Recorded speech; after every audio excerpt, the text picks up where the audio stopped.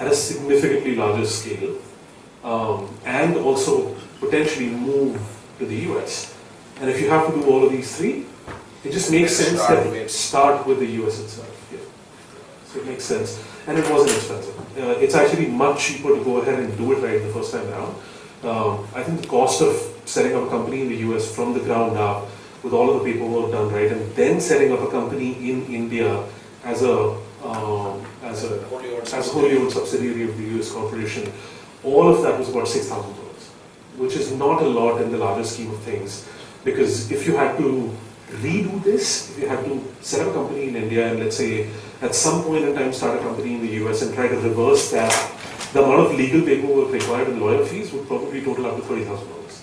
And we've seen a couple of companies do this, and it's very expensive to do it, fix it at a later point in time, than do it right from the beginning.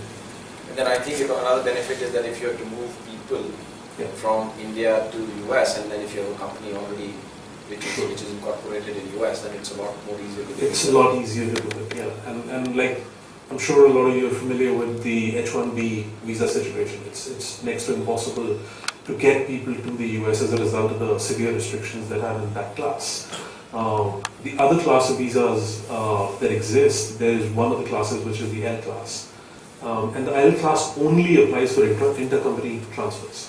So it has to be essentially one corporate entity across the two countries, and if that's the case, you can transfer people between those countries much more easily, and the quota is much more open.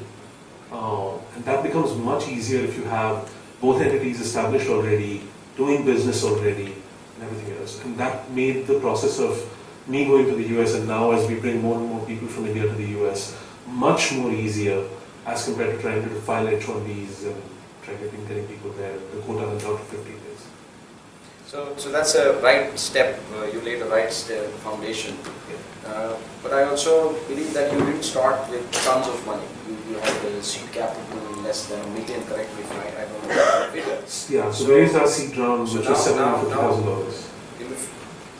To set up a company in US, naturally the costs are higher there to run things. Sure. And you have a capital of less than $1 million. And then you have a product to build and then also a sales cycle. Yes. How do you conquer those challenges? So, I'll describe some of the key constituents of what we decided to build, and then it will become a little easier to describe the process behind it. When we decided to go ahead and build this stack, essentially the most common way to think of a corollary that exists in the market was the load balancer stacks that are built by like F5 or Netscaler or Cisco ASA and all of that stuff. So essentially, we thought of it first as a hardware appliance that's going to get shipped to customers, and they're going to deploy it in their own data centers. If you're going to build something that's like that, even though predominantly it's at the end of the day x86 hardware, it's the software that's doing all of the work. And to provide that software in the form of an appliance, you basically need to package the software up that it doesn't require a lot of the maintenance work that goes into installing a conventional OS and an application on top of it and so on and so forth. You've got to have a bundle that makes it very simple to go ahead and set it up. So the company was basically built around that. But to test the hypothesis of how to sell and support hardware packaged as an appliance, what we did is we actually started selling storage boxes based on OpenFiler, which is one of the open source storage systems that exists. And we sold it to companies in India, and we wanted to see how hard it is to support a physical appliance that's shipped to customers. So not only did it allow us to go ahead and do that and experiment with the market and figure out exactly how that model works, it actually allowed us to make some revenues. So those revenues really helped us in being able to extend the lifespan, being able to afford things that you couldn't otherwise afford. Like, we were able to hire a full-time systems person that could do that, and we wouldn't have been able to do that if we didn't have the revenue stream from that hardware to support it. Then, considering we were doing a lot of the work in the database scalability field, we actually went to a couple of the customers that we wanted finally to be our beta customers. Like Yatra.com was one of our beta customers that purchased ScaleArc after we came out beta. And we went to them and said, well, we can do consulting for you right now, and we can tell you what the technology is to scale before we actually build the product that will allow you to do it with one click.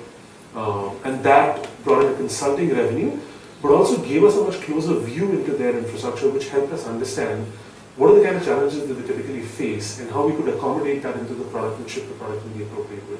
So all of that put together basically made the company stronger, and net, by the time we actually went to the US, we had about $170,000 worth of revenue already on the books at that point in time, based on all of the stuff that had happened.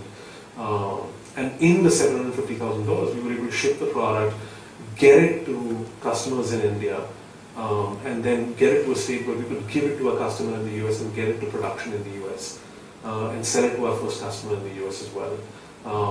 In order to minimize the cost of sales, in order to minimize some of the things that we just talked about, what we did essentially is, when we were working with the people in the US, we used some of our existing connections. So one of the connections that we used was B.V. Jagadish, who was the CEO of NetScale.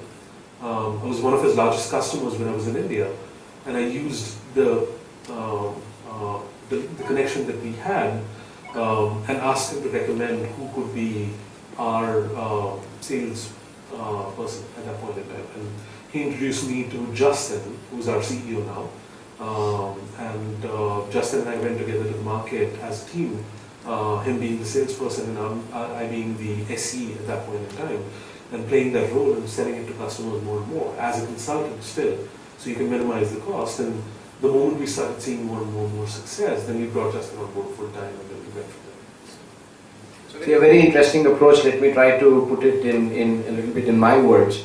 So Varun had a seed capital of $750,000, but what he did was started this consulting approach while the product was in the beta and was being built.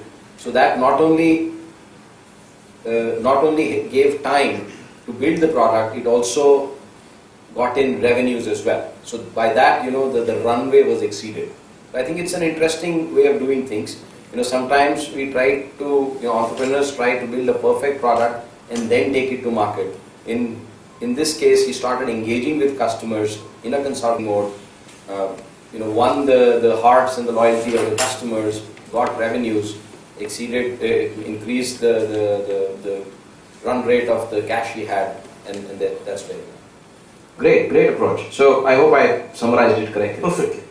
So, but now you have to, when I was speaking to Varun yesterday, he just came from US, has been busy in several meetings and so on. So finally we could find a slot of 30 minutes yesterday before we could, connect about, so that I could know a little bit more about his background. And sharp at 5 o'clock, he said to me, Rohit, I have to rush into an interview. And I smiled to myself, because at some point of time I also, there are people who will delay an interview of a candidate whom you are recruiting if something else is going on in business. But I sensed something else in Varun, that for him that interview was very important. And even today, I just as I was greeting Varun, I asked him what he did in Pune today, and I think he was holding more interviews and recruiting. So I sense that you have got some sense, some kind of a passion of looking for right talent, scouting for right talent. And so can you just share your ideas that Sure. Is it that you do it because the talent for the kind of thing that you're doing is difficult to find, or is it because you're looking for the people with the right attitude, or why this approach? Both, I think. It's pretty hard to find the right kind of person for the kind of technology stack that we're building, because if you look at it, and Gaurav, who's our VP of engineering here in India, we were discussing something a few days ago, and I was talking about high frequency trading in the stock exchanges, and how that's a very compute intensive task, and some of the brightest minds of our generation are actually being wasted in high frequency trading right now. And I say wasted because you've got to read this book which is there called Flash Boys, and then you'll understand why it's wasted. But the kind of techniques and the kind of perspective that it takes to build a high frequency trading system is quite unique. It takes a certain special kind of person to understand the value of a nanosecond. It takes a certain special kind of person to understand the value of being able to save 3 kilobytes of data transfer from in-memory RAM to the network card. And those kind